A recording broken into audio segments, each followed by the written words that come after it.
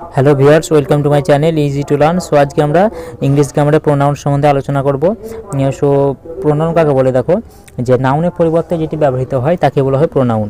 Pro কথা অর্থ হচ্ছে কি, প্রো কথা অর্থ হচ্ছে পরিবর্তে, কার পরিবর্তে, নাউনের পরিবর্তে, তো অর্থাৎ নাউনের পরিবর্তে যেটি ব্যবহৃত হয় তাকে বলা হয় প্রোনাউন।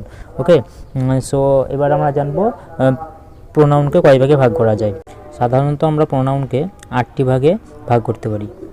তো 1 নম্বর যে ভাগটা আছে সেটা হচ্ছে পার্সোনাল প্রোনাউন্স, 2 নম্বরে আছে রিফ্লেক্সিভ অ্যান্ড এমফ্যাটিক প্রোনাউন্স, 3 নম্বরে আছে ডেমনস্ট্রেটিভ প্রোনাউন্স, 4 নম্বরে আছে ইন্টারোগেটিভ প্রোনাউন্স, 5 নম্বরে আছে রিলেটিভ প্রোনাউন্স, 6 নম্বরে আছে ডিস্ট্রিবিউটিভ প্রোনাউন্স, 7 নম্বরে আছে ইনডেফিনাইট প্রোনাউন্স, 8 নম্বরে আছে রেসিপ্রোকাল প্রোনাউন্স।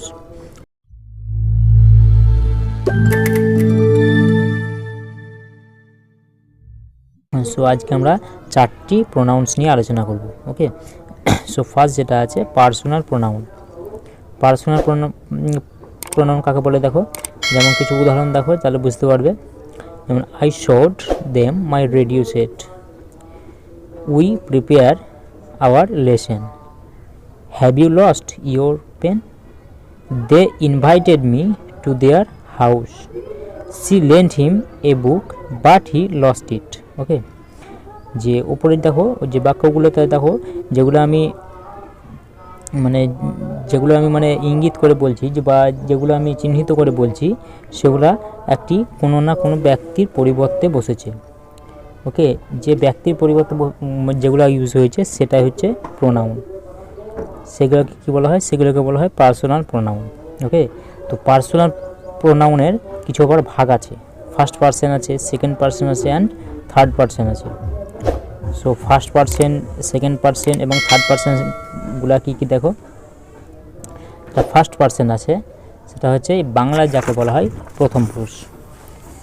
ফার্স্ট পারসন যেটা আছে সেটা দেখো I, we, us, me, my, mine, our, ours, এগুলো হচ্ছে ফার্স্ট পারসন। সেকেন্ড পারসন আছে দেখো ইউ, ইয়োর, ইয়োর্স, এগুলো এই তিনটে হচ্ছে সেকেন্ড পারসন। থার্ড পারসন যেগুলো আছে he, she, they, him, them, his, her, hers, their, theirs, it, its. Okay, এগুলো হচ্ছে থার্ড পারসন। এখন পার্সোনাল প্রোনাউন হিসাবে ইটের কিছু ব্যবহার দেখো। যেমন it is you who began the quarrel, তুমি ঝগড়া শুরু করেছো। It is I who first protested, আমি প্রথম আপত্তি করেছিলাম। এখানে ইট এখানে হচ্ছে পার্সোনাল হিসাবে ইউজ হয়েছে। আবার কিছু দেখো উদাহরণ, it is raining, it is winter, it is 5 o'clock। তখন এই ইট যখন ব্যবহৃত হচ্ছে তখন এই ইটটা ইমপার্সোনাল হয়ে যায়, মানে কোনো পার্সোনাল হিসাবে তখন ইউজ হয় না। তখন যে কোনো ক্ষেত্রে যে কোনো সেন্টেন্সে আমরা ইটটাকে ইউজ করছি তখন সেটা হয়ে যায় ইমপার্সোনাল, কারণ ইট ফার্স্ট পার্সনও নয়, সেকেন্ড পার্সনও নয়, এবার থার্ড পার্সনও নয়, অর্থাৎ কোনো পার্সনকে এখানে ইঙ্গিত করছে না। তাহলে ইট এখানে হচ্ছে একটা ইমপার্সোনাল প্রোনাউন হিসেবে ইউজ হয়েছে। 2 নম্বরে আছে রিফ্লেক্সিভ অ্যান্ড এমফ্যাটিক প্রোনাউন। তো কিছু উদাহরণ দেখো তাহলে বুঝতে পারবে। যেমন I can its myself, we can express ourselves clearly, the boy did it himself, the girl hid herself, they enjoyed themselves. পরের যে সেন্টেন্সগুলোতে আমি যে মানে শব্দগুলো চিহ্নিত করলাম সেগুলো দেখো কোনো একটা ব্যক্তিকে, সে ব্যক্তির সম্বন্ধে কিছু বলছে, অর্থাৎ নিজেকে কিছু বলছে, সেলফ হিসাবে, মানে হচ্ছে নিজেকে যখন কিছু বলবে তখন সেটা হবে রিফ্লেক্সিভ প্রোনাউন।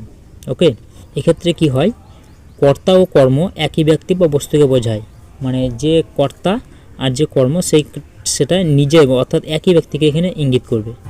এবার এমফ্যাটিক স্টেটমেন্টের সেলফ প্রোনাউন কিছু দেখো উদাহরণ, I myself went to the market, আমি নিজেই মার্কেট বা অর্থাৎ বাজারে গিয়েছিলাম। You yourself can do it correctly, তুমি নিজে এটি করতে পেরেছো সঠিকভাবে। দ্য প্রাইম মিনিস্টার হিমসেলফ বা her self said this, the station itself is not very big, স্টেশনটি নিজে অনেক বড় নয়। এখানে দেখো যে প্রোনাউন আই আছে, আই প্রোনাউনের পরে মাই সেলফ অর্থাৎ সেলফ যে প্রোনাউনটি আছে সেটা ইউজ হয়েছে, মানে নিজেকে বোঝাতে। তারপরে ইউ ইউয়ের যে এই ইউয়ের যে পরে যে ইয়েটা আছে, সেলফ প্রোনাউনটা আছে, সেটি ইউজ হয়েছে।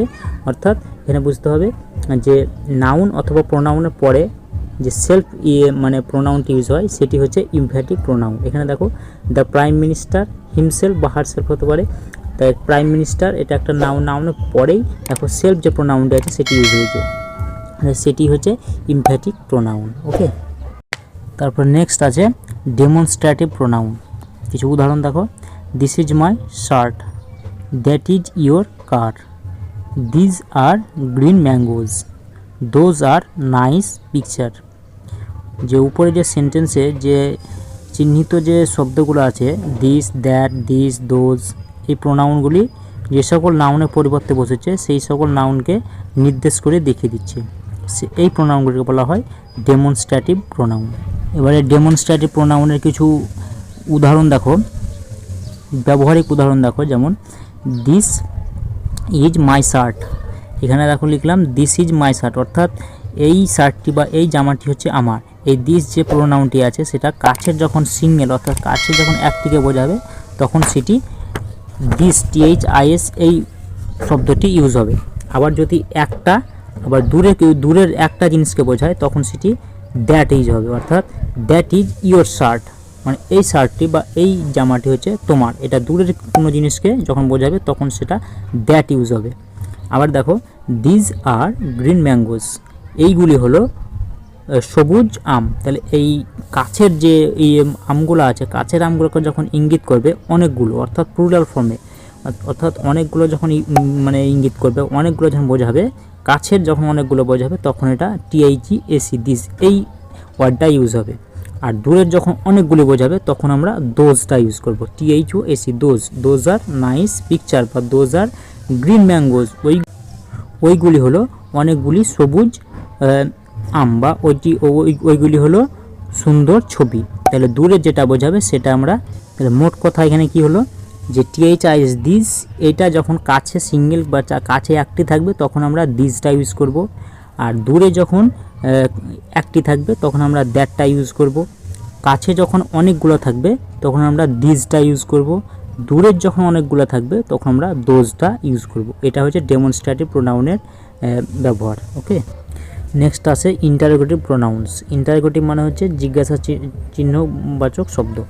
যেমন হচ্ছে who is the first boy in the class, তারপরে whom did you meet in the stadium, which of the boys made a noise, what do you want.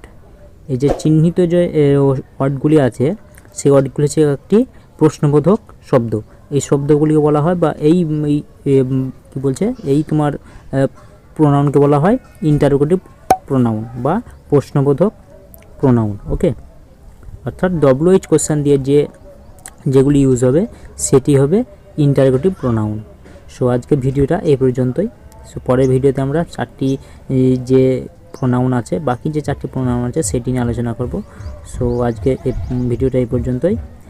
So যদি ভিডিওটা ভালো লেগে থাকে তো অবশ্যই লাইক করবে, কমেন্ট করবে এবং চ্যানেলটি সাবস্ক্রাইব করে পাশে থাকবে। So tata.